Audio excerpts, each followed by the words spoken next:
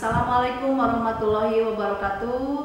Kembali lagi bertemu dengan kami. Perkenalkan, nama saya Yaya Rohyati SPD MPD selaku Wakasek Kesiswaan atau di sini sebagai Ketua Pelaksana MPRS di tahun pelajaran 2020-2021. Materi kali ini adalah Sekolah Ramah Anak.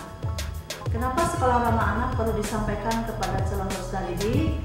Karena sekolah ramah anak itu penting sekali untuk membina atau mengantisipasi jika ada hal-hal yang tidak diinginkan seperti kekerasan, bullying, dan lain sebagainya.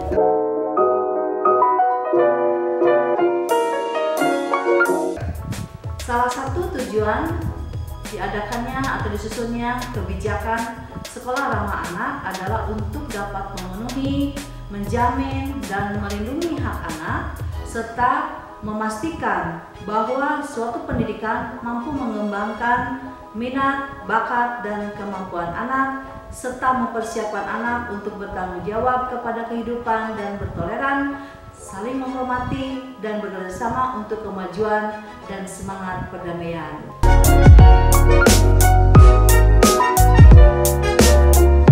Berikut ini akan saya bacakan Rencana Pembangunan Pendidikan Nasional Jangka Panjang atau RPPNJ tahun 2005 sampai 2020 menyatakan bahwa visi 2025 adalah menghasilkan insan Indonesia cerdas dan kompetitif atau insan kamil atau insan paripurna.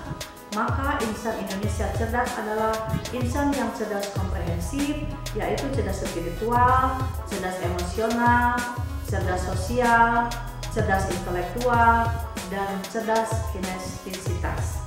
Pendidikan juga seharusnya bisa diakses semua anak tanpa batas geografi, ekonomi, dan sosial maupun hambatan fisik atau mental.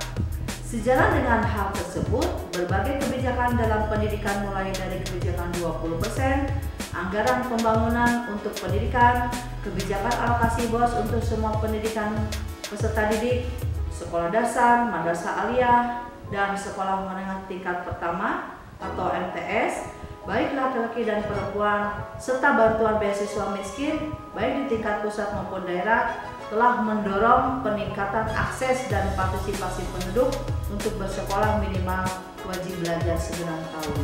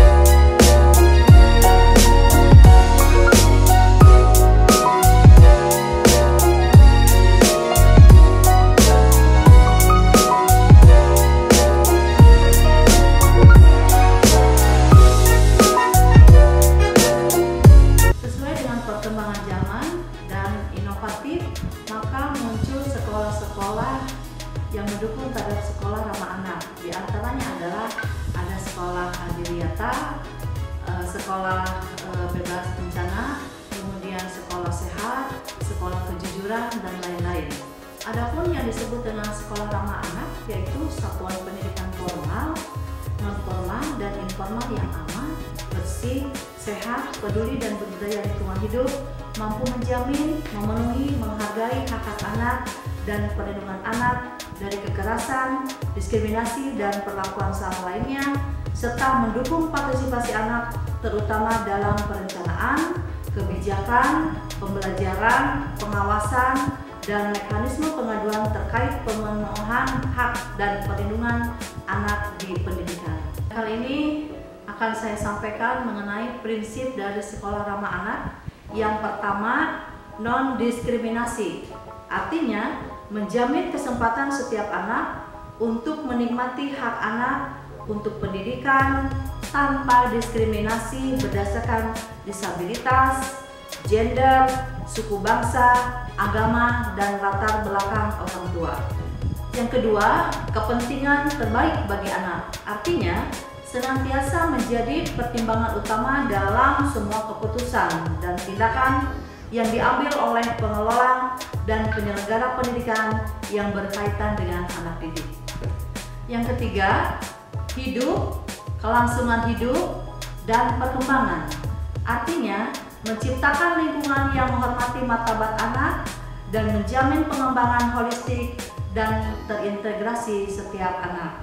4. Penghormatan terhadap pandangan anak. Artinya, mencakup penghormatan atas hak anak untuk mengapresiasikan pandangan dalam segala hal yang mempengaruhi anak di lingkungan sekolah.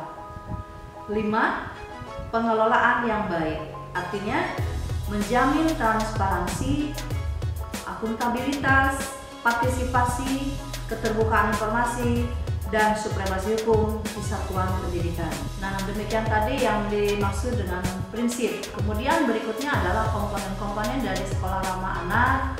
Itu diantaranya ada kebijakan sekolah ramah anak, kemudian ada pelaksanaan proses pembelajaran ramah anak, kemudian ada pendidikan dan tenaga kependidikan terlatih hak-hak asasi hak-hak anak dan SRA, kemudian sarana dan prasarana sekolah ramah anak, kemudian partisipasi anak, dan yang keenam partisipasi orang tua, lembaga masyarakat, dunia usaha, pemangku kepentingan lainnya, dan juga alumni. Demikian untuk materi sekolah ramah anak, dan mungkin nanti akan disambung dengan materi-materi lain. Dan sebagai evaluasi di materi ini, Ibu mengharapkan foto dari kalian, buktinya bahwa kalian itu merasa nyaman ada di rumah. Karena sekolah di zaman sekarang, khususnya di bulan-bulan ini, itu tidak diadakan di sekolah secara langsung, tapi kalian berada lebih sering dan banyak di rumah. Maka foto yang diharapkan oleh kami dari panitia itu foto bersama keluarga dengan pose yang terbaik. Itu nanti dikumpulkan pada waktu yang ditentukan. Terima kasih. Assalamualaikum warahmatullahi wabarakatuh.